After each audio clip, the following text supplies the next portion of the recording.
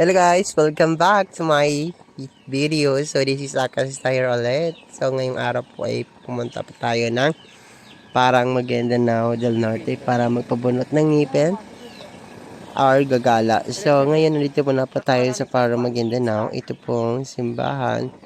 So bali dadaan muna tayo sa land bank para mag-withdraw ng cash. So tingnan nyo po ang daan. So sa mga nagtatanong kung ano po ang itsura ng parang Maguindanao, ngayon ito na po, kita nyo na po. So panoorin nyo na lang po guys hanggang dulo kung saan po yung mga ganap natin o kung saan po tayo punta ngayong araw, kung saan tayo dadaan. Kung para makita nyo po ang itsura ng buong parang. So yan guys, ito po ang daan dito. Parang na po ito guys. So medyo hindi tayo magaling mag voice over guys. Hindi talaga tayo magaling, hindi talaga tayo marunong. Kasi kapag dito ipa-practice pa lang po ako guys mag voice over. Dahil hindi naman po ako bihasa sa ganitong bagay.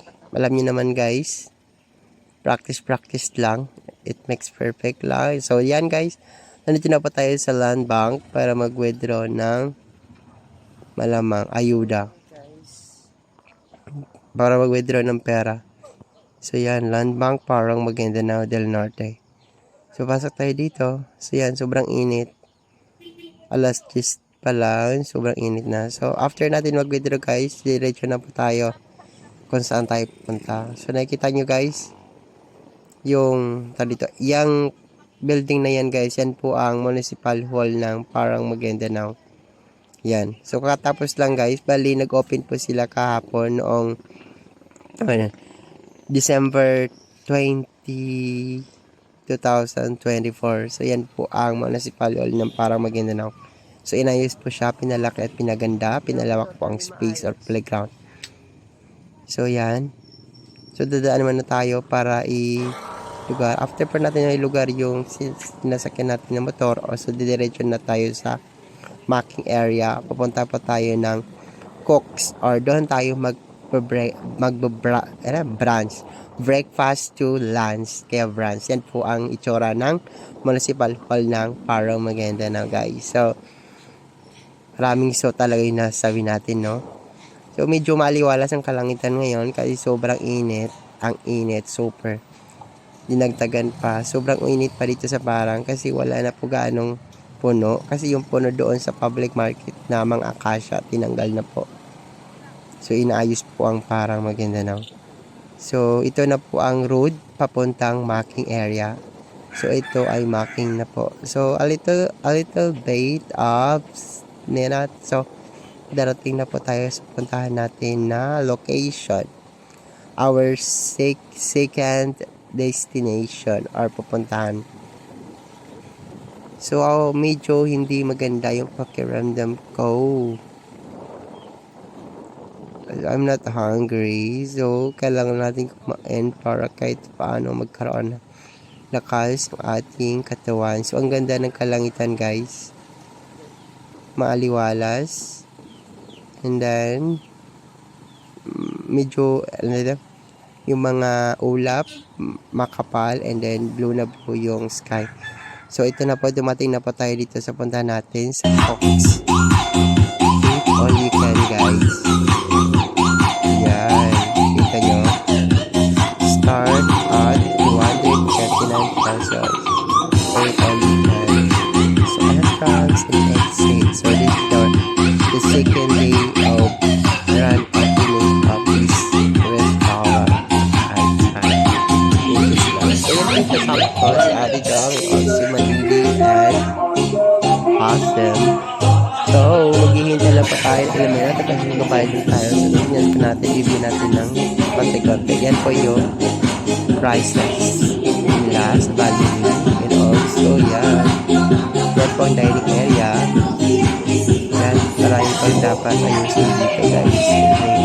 Based on my experience, also sa mga nagkita ko, kailangan nila ng yan. Ano nakikita nyo guys? Anong kulang? lang sa mga days nila. Tingnan ko guys yung mga pagkain nila o yung mga nilahanda nila dito guys. Yan si Nagigi, Ares. So after pa natin doon, pumunta sa Eat All You Can, ay uwi na, pupunta po tayo sa may dental clinic guys. So yung sa Cooks guys, ang comment ko lang doon, please, siguro naman nilalagyan po nila ng name tag yung mga pagkain, or hindi talaga nila nilalagyan para hindi po malaman ng customer kung ano yung kinakain nila na pagkain. Excuse me. So inaubo tayo. So dito na po tayo sa dental clinic. So umiiyak si Madidi sa loob. So after po natin dito sa dental clinic, puputulin po natin. So after po natin sa dental clinic guys, and then nagpasalon pa and nagpalinis ng kuko sa job. And then uwi na po tayo. Diretso na po tayo sa bahay. So dito na po tayo sa public market ng para Maguindanao. So kita nyo guys, wala na pong puno ng akasya, tinanggal na po. So may tumatawag na shawarma, kabsa, bili na po kayo. So ito po, wala nang akasya nakikita. Wala na kayo makikita na puno ng akasya. So sad to say, sobrang init na po dito sa parang. Wala na kayong silungan na puno. Yan, kita nyo. Yung sa pinakadulo guys, yun po yung dagat seaport. So yan. Uwi na tayo. So sa lahat ng mga viewers natin dyan, sa mga nanonood, kung umabot ka sa part na to, ibig sabihin solid supporter po kita. Yeah, Charis. So thank you so much guys for watching and for not skipping my videos, and please watch on the end. So kung may ads po itong video, please don't skip. It helped me a lot guys to earn money. So dadaan po tayo dito sa Petron para magpagas, and uwi na po tayo, at then bibili po tayo ng tubig na hawak ko guys. Sobrang init. Ang init dito.